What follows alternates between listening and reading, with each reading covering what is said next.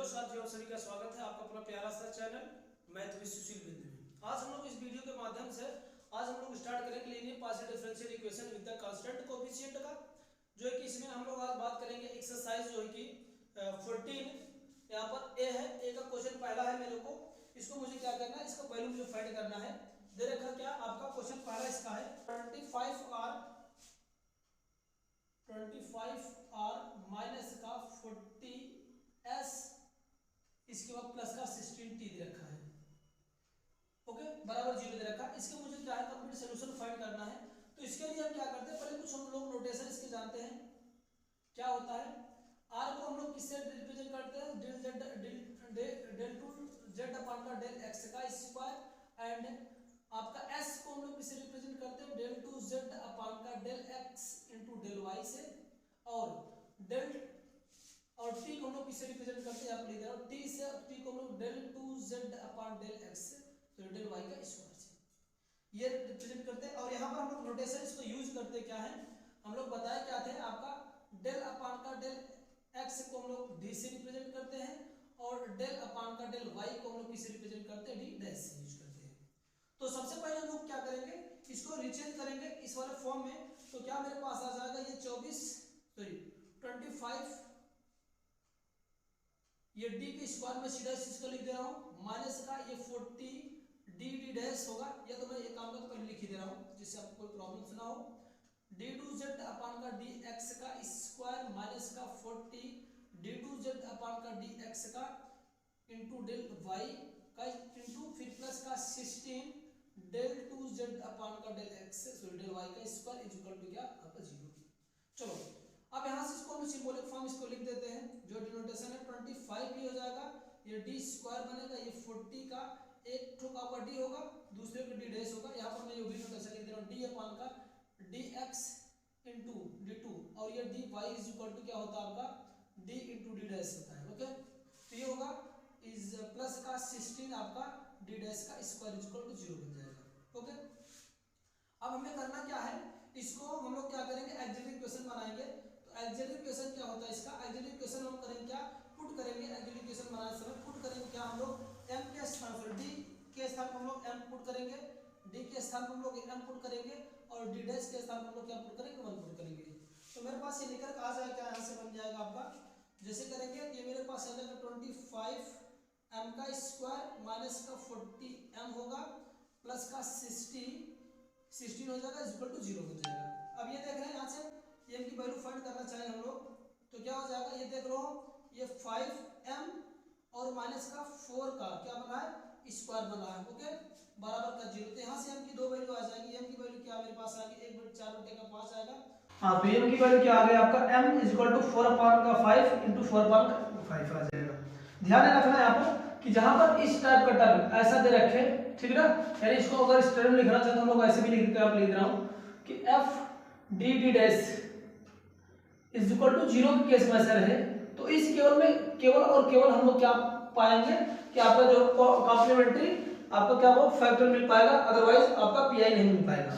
तो इस केस में जहां पर 0 था, क्योंकि राइट हैंड कोई फंक्शन एफ ऑफ एक्स दे रखा 0 है, तो इस केस में केवल सीएफ मिलेगा। तो ये आपका जैसे ही होगा, तो सीएफ निकालने का मेरे पास तरीका क्या होता है कि फाई ऑफ वाई माइनस का एम एक्स, मैं यहाँ पर लिख दे रहा हूँ फार्मूला, ये यहाँ पर लिख दे रहा हूँ ऊपर की तरफ, z इज इक्वल टू क्या होता है फाई 1 आपका ये y प्लस का m x, अगर m की वैल्यू 1 आया है तो यहाँ पर m1 x, प्लस अगर 2 आया है तो फाई 2 आपका y प्लस का m2 x। अगर ये अब कब है कि जब x की वैल्यू दोनों डिस्टिंक्ट है, इफ मैं यहाँ पर लिख दे रहा हूँ इफ द वैल्यू ऑफ ये आप लोग ध्यान रखना, value of m is distinct, ठीक है। जब क्या है m की दोनों अलग अलग वैल्यू आए हैं तो इसके लिए, या m की ऐड और टर्म होगा तो ये 5 3 m प्लस का y प्लस का m 3x होगा, ऐसे इंक्रीज करता जाएगा। अगर m की वैल्यू अगर रिपीटेड है तब क्या होगा, जैसे m की वैल्यू मैं कह लूं कि बोथ आर दोनों मेरे पास क्या है a आया है, m1 और m2 दोनों वैल्यू a आया है, तो उस केस में मेरे z इक्वल टू क्या बनेगा आपका 5 1 आपका y प्लस का m x बनेगा, ठीक है। इसके बाद ये मैं कर रहा हूं, इसके बाद जैसे दो रिपीटेड रहेगी तो आपका जो 5 2 में पहले क्या होगा, दूसरा टर्म लिखने से पहले यहाँ पर x का मल्टीप्लिकेशन हो जाएगा, 5 2 y प्लस का m2x होगा, ऐसे और रहेंगे तो ये और हो जाएगा। तो ये कब है कि जब आपकी क्या हो, या m की वैल्यू क्या हो, डिस्टिंक्ट ना होकर सेम हो जाए। यहाँ पर लिख देते हैं if the value of m, if the value of m is क्या हो, सेम, क्या हो, सेम हो, उस केस में क्या होगा, ये मेरे पास फॉर्म बनेगा। तो यहाँ पर सेम वाला था इसलिए देखो हमने x का मल्टीप्लिकेशन किया है, तो मेरे पास ये क्या आ जाएगा 5 1 y माइनस का m की वैल्यू मेरे 4/5x प्लस का x 5 2 y माइनस का 4 का x 4/5 into x होगा। क्रॉस मल्टीप्लिकेशन कर दिए तो z का जो सॉल्यूशन कॉम्प्लीमेंट्री आया मेरे पास, तो z का जो कंप्लीट सॉल्यूशन है z equal to 5 1 5y minus का 4x प्लस का x 5 2 5y माइनस का 4x आएगा। ये आपका इसका आंसर हो जाएगा। तो ये थोड़ा सा कंसेप्ट है, आपको जो कुछ जानना है तो इसको मैंने बनाया था। क्वेश्चन नेक्स्ट आपका दूसरा है, यहाँ से इसका क्वेश्चन में दूसरा आपका क्वेश्चन दूसरा आपका था कि क्या d3z अपॉन का d डेल x का क्यूब माइनस का 3 डेल 3z अपॉन का डेल x का square into del y plus का 2 डेल 3z अपॉन का डेल y का square into del x equal to 0 था। पर इसको हम लोग क्या किए, इसको डिनोटेशन फॉर्म में लिखे। तो हम लोग जानते थे d अपॉन का d x को हम लोग d लिखते तो 3 ऑर्डर का, तो यहाँ पर d क्यूब होगा, माइनस यहाँ पर देखो x का डबल डेरिवेटिव है तो d स्क्वायर होगा, 3 तो रहेगा ही, यहाँ पर इसका y का सिंगल डेरिवेटिव तो y डैश होगा, प्लस का यहाँ पर देख रहे हो y को डबल डेरिवेटिव किया गया तो d डैश का स्क्वायर और x का क्या सिंगल डेरिवेटिव तो d बन जाएगा। अब इसको अलजेब्रिक क्वेश्चन बनाने के लिए लोग क्या करेंगे, d के स्थान पर लोग m पुट अप करते हैं, d डैश के स्थान पर लोग क्या पुट अप करते हैं, आपका 1 पुट अप करते हैं। जैसे इसमें पुट अप करेंगे तो m का क्यूब माइनस का 3m का स्क्वायर प्लस का 2m बराबर का 0 हो जाएगा। इन सब में m की वैल्यू कॉमन ले लेंगे हम लोग, तो जैसे m की वैल्यू कॉमन लेंगे तो m स्क्वायर माइनस का 2m माइनस का 3m प्लस का 2 बचेगा। इसको फैक्टर करेंगे तो आपका बन क्या आ जाएगा, आपका m यहाँ से आ जाएगा, ये सॉल्व किया है तो आ जाएगा कि फैक्टर 3 बनेंगे, m इनटू m माइनस का 2 m माइनस a माइनस का 1 इक्वल टू 0। तो इसकी m की 3 वैल्यूज आ जाएंगी, यहाँ से m की वैल्यू क्या आ जाएगा 0 1 और 0। अब यहाँ से हम लोग जनरल सॉल्यूशन जानते हैं, 3 टर्म है, पहले 5 1 होगा, ठीक है ना। इसके लिए क्या होता था, मैंने यहाँ पर फॉर्मूला लिखा 3 टर्म है तो 3 टर्म हो जाएंगे। a है डिस्टिंक्ट के लिए y प्लस का m की वैल्यू 0 m इनटू x, ठीक ना। जब रिपीटेड नहीं है तो अलग अलग ऐसे आ जाएगा, 5 2 हो जाएगा, फिर y प्लस का दूसरा टर्म 1 इनटू x, फिर प्लस का 5 3 इसकी वैल्यू रखो y प्लस का 2x। बस इसको सॉल्व करो थोड़ा सा अरेंज करके 1 हो जाएगा, ये तो y बचेगा यहाँ से, ये 5 2 क्या हो जाएगा y प्लस का x बनेगा और ये 5 3 क्या बन जाएगा आपका y प्लस का 2x होगा। ओके, तो ये आपका क्या हो जाएगा यहाँ से, ये मेरे पास इसका आंसर आ जाएगा जहाँ तक, ठीक है ना। तो नेक्स्ट क्वेश्चन आपका जो ये चौथा क्वेश्चन आपका है, सॉरी तीसरा है क्वेश्चन, चौथा लोग तीसरा सॉल्व करते हैं। क्वेश्चन तीसरे क्या गिवन है उसको हम लोग नोट करते हैं, क्या है d4z अपॉन का डेल x की पावर 4, ठीक है ना। इसके बाद माइनस का डेल 4z अपॉन का डेल y का पावर 4 इज इक्वल टू क्या है 0 दे रखा है, ठीक है ना। इसको हम लोग पहले क्या करेंगे, डिटोशन फॉर्म बनाएंगे। ये क्या होगा d की पावर 4 बनेगा, z ये बन जाएगा आपका d डैश की power 4 z is equal to क्या होगा 0। तो यहाँ से इसको हम लोग d4 माइनस का d डैश का power 4 into z is equal to 0 बन जाएगा। तो यहाँ पे इसको अलजेब्रिक इक्वेशन हम लोग बनाएंगे, तो अलजेब्रिक इक्वेशन बना लेते हैं। d के स्थान पर हम लोग ये रखते हैं m की पावर 4 माइनस क्या हो जाएगा आपका 1 हो जाएगा, बराबर क्या हो जाएगा आपका 0। तो यहाँ से फैक्टर हम लोग वैल्यू निकालने का प्रयास करते हैं, चलो आगे निकाल लेते हैं। यहाँ पर 2 टर्म बनेगा आपका, एक हम लोग क्या कर सकते हैं m का स्क्वायर माइनस का 1 और दूसरा क्या बन जाएगा m का स्क्वायर प्लस का 1 बराबर क्या आ जाएगा आपका 0 आएगा। इसको भी 2 फैक्टर बना दे रहे हैं हम लोग, क्या हो जाएगा m माइनस का 1 और m प्लस का 1। Okay, a square minus b square का फॉर्म ब्रेक किए, इसमें क्या करते हैं कांसेप्ट लिखते हैं उनको, m स्क्वायर माइनस 1 को क्या लिख दे रहे हैं आयोटा का स्क्वायर बना दे रहे हैं बराबर का 0, क्योंकि अब इसको भी मैं ब्रेक कर दे रहा हूँ, m माइनस का 1 इंटू m प्लस का 1 इंटू ये क्या हो जाएगा m एक आयोटा प्लस में होगा, दूसरे में क्या हो जाएगा आपका माइनस में हो जाएगा, बराबर क्या हो जाएगा 0। यहाँ से आपकी 4 रूट आ जाएंगे, पहला क्या हो जाएगा 1 आ जाएगा, फिर माइनस का 1 होगा, फिर आयोटा होगा, फिर माइनस का आयोटा आ जाएगा। ये 4 जैसे रूट आ गए। अब 4 जब रूट आ गए मुझे सोल्यूशन सेट हो, इसको कॉम्प्लीमेंटेशन हम लोग CF निकालेंगे। तो CF बराबर क्या आ जाएगा यहाँ से जेड बराबर क्या हो जाएगा, ये वैसे तो कम्प्लीमेंट्री फंक्शन क्योंकि इसमें जीरो होता है प्रोडक्ट कम्प्लीमेंट्री क्या आएगा आपका जेड ही आता है। तो जेड बराबर क्या मेरे पास आ जाएगा यहाँ से, चलो हम लोग करते हैं क्या, पहला क्या होगा फाइव वन वाई प्लस का क्या एक्स वन है, फिर फाइव टू वाई माइनस का माइनस माइनस में वन का गुणा एक्स का गुणा करोगे तो माइनस एक्स बनेगा, प्लस का फाइव थ्री क्या होगा आयोटा है, सॉरी वाई प्लस का आयोटा एक्स होगा, फिर नेक्स्ट क्या है आपका फाइव फोर बनेगा, फोर लिख लो, वाई माइनस का आयोटा ये एक्स बनेगा, ये आपको क्या हो जाएगा इसका सोल्यूशन आ जाएगा, ये इसका आंसर होगा, ठीक है ना। तो ये उम्मीद करता हूँ कि आपको सब बातें समझ आ गई होंगी, ठीक है ना। इसके बाद आपका क्वेश्चन आपका इसका है कौन सा, क्वेश्चन आपका ये चौथा है, ये मैंने एक मैटर लिखा है, ये आपको कोई भी अगर इस तरह से आपको फंक्शन दे रखे, मतलब कोई भी आपको पार्शियल डिफरेंशियल इक्वेशन के कांस्टेंट कोएफिशिएंट इस तरह दे रखे, तो f dd dash is equal to f of x, अगर if f of x y is equal to 0 दे रखा, ये टर्म अगर आपका 0 दे रखा तो समझ जो कंप्लीमेंट सॉल्यूशन मेरे पास आएगा cf प्लस का pi होता है, जहां पर ये pi वाला टर्म क्या होता है आपका 0 रहेगा, इसका कोई सॉल्यूशन नहीं है क्योंकि ये टर्म 0 दे रखा है, तो जो आपका कंप्लीमेंट सॉल्यूशन बनेगा वो cf ही होगा। तो CF दो टर्म का आता है, CF क्या होता है, ये पहले ऑक्सिलरी इक्वेशन बनाना होता है, ऑक्सिलरी इक्वेशन किस तरह बनाएंगे इसके पहले वाला क्वेश्चन बनाया, मैं इसमें कुछ नहीं और बता रहा हूं।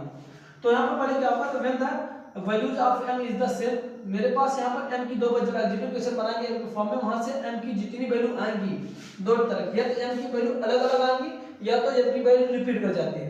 जब m की वैल्यू रिपीट हो जाती है उस केस में जो मेरे पास कॉम्प्लीमेंट्री सॉल्यूशन बनेगा वो f1y प्लस का m1x होगा, फिर x का मल्टीप्लिकेशन 5 प्लस का m2y बनेगा, प्लस अप टू सोन कहा था x की power n minus 1 5ny plus का mnx होगा, यानी जितनी m की वैल्यूज होंगे जितनी बार रिपीटेड होगा हर एक पहले वाले छोड़कर हर पहले में x का होगा दूसरे में x का स्क्वायर का x क्यूब का ऐसे मल्टीप्लिकेशन होकर ये सॉल्यूशन बनता है।